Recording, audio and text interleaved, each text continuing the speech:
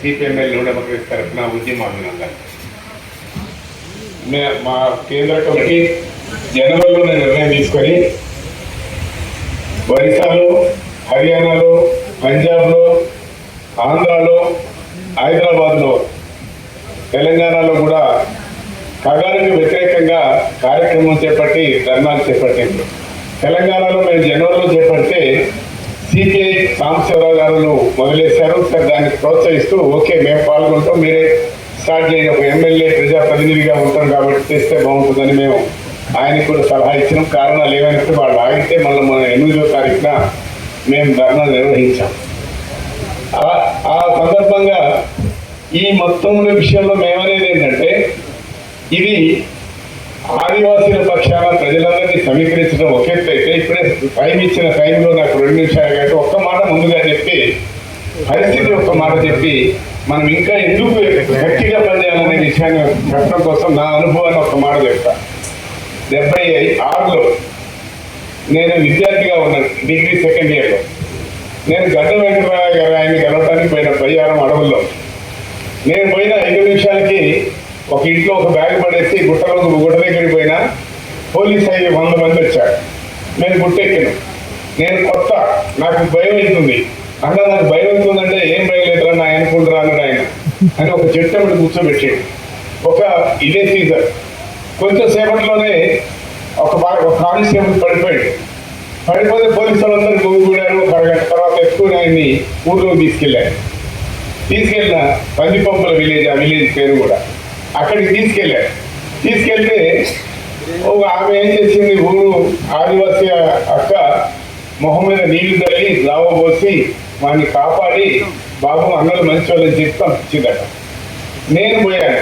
Evening వెళ్ళిపోయాడు. వాళ్ళందరూ వెళ్ళిపోయిన తర్వాత మళ్ళీ వెనక్కి వెళ్ళిపోవడానికి నేను బయటకు పోయిన తర్వాత నన్ను తీసుకుపోయి అబ్బాయి చెప్పిండు, అన్న ఈ ఇంటికే తీసుకొచ్చి తీయకే బతికిచ్చింది వాడిని కానిస్టేబుల్ అని. నేను అడిగా, ఏందాక మంది చంపడానికి వచ్చిన నువ్వు ఎట్లా బతికిచ్చినావు అంటే, ఆమె చెప్పిన ఒకే ఒక మాట నా మెదడులో ఇప్పటిదాకా గిర్రలో తిరుగుతా ఉంటాను. ఏం చెప్తున్నా తెలుసా అండి, ఎరగడ పడితే చూస్తా కానీ కడుపు కాదని అడిగి చూడాలన్నా అన్నది. ఎరగడ అంటే అడిగి కాలుతుంది, దాన్ని నేనేం చేయలేదు కాబట్టి చూస్తా. ఒక మంచి కడుపు కాదంటే నా దగ్గర ఉన్న జాబా ఒక గ్లాస్ పోసిరా, నేను చెప్పిన అందరూ మంచి వాళ్ళే రా బాబు ఎందుకు వచ్చినావు అని చెప్పి అంటున్నా అని చెప్పింది. అంటే శత్రువుని కూడా ప్రేమించగలిగే వాళ్ళు, ఉన్న దాంట్లో పెంచగలిగే వాళ్ళు, మనుషుల్లాగా చూడగలిగే వాళ్ళు, అట్లాంటి ఆదివాసులని ఇవాళ ఎట్లా వేటాడుతున్నారో చూడండి. ఇంత దుర్మార్గం జరుగుతుంటే మనం ఏం చేయాలనేది నేను అడిగేది. ఇవాళ వారికి ఆదివాసులు నిన్న దావ తాగారు, ఇవాళ అన్నల సహాయంతో అన్నం తింటున్నారు. అది వాళ్ళు చేసిన నేరమా? మా ప్రాంతంలో, నాకు ఇల్లెందు, మా ప్రాంతంలో ఒక 10 లక్షల ఎకరాల భూమిని సాగు చేసుకోగలుగుతున్నారు. అందుకు వాళ్ళ మీద ద్వేషం, పగ, కోపం. వాళ్ళ కింద ఉన్న ఖనిజాలు, మా ప్రాంతంలోనే 42 రకాల ఖనిజాలు ఉన్నాయి. ఆ ఖనిజాలని అప్పచెప్పడం కోసం కుట్ర ఇది. ఇక మధ్య భారతంలో జరుగుతున్న పరిస్థితులన్నీ మీరు పొద్దు నుంచి వింటున్నారు. అక్క చెప్పింది ప్రత్యక్షంగా ఎలా జరుగుతున్నాయి అనే విషయం. మరి ఇలాంటిది ఏ హక్కు ఉంది? మనం అందరం కట్టిన ట్యాక్సులతోటి బార్డర్ సెక్యూరిటీ ఫోర్స్ కోసం ఖర్చు పెడుతున్నామని బార్డర్ సెక్యూరిటీ ఫోర్స్ ఏ చట్టం ప్రకారం మన మీద దాడి చేస్తా ఉంది, మన ప్రజల మీద యుద్ధం చేస్తా ఉంది. మన డబ్బుతోటి మన మీద దాడి చేస్తున్న వైరాన్ని మనం ఎలా అర్థం చేసుకోవాలి? అందుకే దీనికి సంబంధించి దీన్ని తప్పనిసరి అందరం వ్యతిరేకించే శక్తులు ఇక్కడ నిలబడి ఉన్నాయి. అయినా సైశ్రీమన్నారు మన మధుయాశ్రీ గారు చాలా బ్రహ్మాండంగా కొన్ని అంశాలు మీ ముందుకు తీసుకొచ్చారు. మన ప్రతిపాదకులు కూడా రిజల్యూషన్ రూపంలో తీసుకొచ్చారు. మేము అదే కోరుకుంటున్నాం. శృతి సాగర్ ఎన్కౌంటర్ అప్పుడు ఇక్కడ ఏం జరిగింది మనం చూసాం. వాటికి వ్యతిరేకంగా ఎలాంటి 250 సంఘాలతో కలిపి తెలంగాణలో ఎలాంటి ఉద్యమం నిర్మించా ఒకసారి యాడ్ చేసుకోవడానికి కోరుకుంటా ఉన్నా. అందుకే ఇది దేశవ్యాప్తంగా జరగాలి. ఇది తెలంగాణలో కాదు. తెలంగాణ ప్రజల చైతన్యాన్ని ప్రదర్శిస్తాం, ఉద్యమాలు సృష్టిస్తాం, కానీ ఇది దేశవ్యాప్తంగా జరగాలనేది మనం కోరుకుందాం. అందుకే ఇట్లాంటి వాళ్ళ సహాయాన్ని మధుయాశ్రీ గారి లాంటి ఎక్స్ ఎంపీలు కానీ ఎమ్మెల్యేలు కానీ వాళ్ళందరితో ముందుగా మూవ్ చేద్దాం. రాహుల్ గారి దగ్గరికి అట్లాంటి వాళ్ళ ద్వారా కూడా మూవ్ చేద్దాం.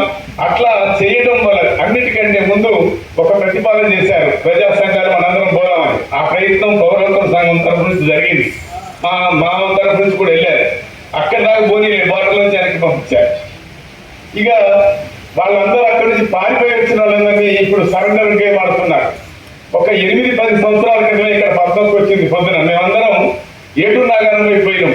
10,000 మంది దాకా అప్పుడు ఛత్తీస్గఢ్ నుంచి అక్కడ ఉండలేక బతకలేక పోలీసు ఒత్తిడి గురి అవుతూ వచ్చి తింటుంటే ఇక్కడ ఏం చేశారండి మీ అందరు గుర్తు చేసుకోండి.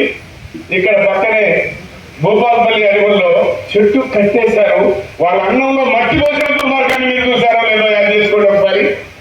ఇలాంటి దుర్మార్గాలు నడుస్తున్నప్పుడు వాళ్ళు బతకడానికి వచ్చిన వాళ్ళు కూడా చంపుతున్నప్పుడు ఇప్పుడు వాళ్ళని ఒత్తిడి చేసి సరెండర్ గేమ్ ఆడుతున్నారు. భద్రాచలంలో మీరు చూస్తున్నారు. ఎంత పరిస్థితులు ఉన్న పరిస్థితుల్లో మనం ఇంకా దీన్ని కలిసి వచ్చే శక్తులన్నిటి కలుపుకొని మనం ఏ ఆదివాసులు మంచిగా ఉండాలని కోరుకుంటున్నామో వాళ్ళ కోసం అడుగు ముందుకేయాల్సిన అవసరం ఉందని, అందుకోసం అందరూ శ్రమ చేద్దామని మా సిపిఎంఎల్ న్యూ డెమోక్రసీ పార్టీ తరఫున శక్తి వంచన లేకుండా దీంట్లో మా పాత్రని పోషిస్తామని హామీ ఇవ్వడానికి మేము వచ్చాం. అందుకు అవకాశం ఇచ్చిన మీకు ఇంకా చాలా మంది ఉన్నారు కాబట్టి అవకాశం మీకు లాభాలు తెలియజేస్తూ మా పాత్రని మేము పోషిస్తాం. ఇట్లాంటి దానికోసం మీ అందరూ గొంతు విప్పి ప్రజా చైతన్యాన్ని రగిలించడానికి కృషి చేయమని మనందరినీ వేడుకుంటూ అవకాశం ఇచ్చిన అందరికీ లాభాలు.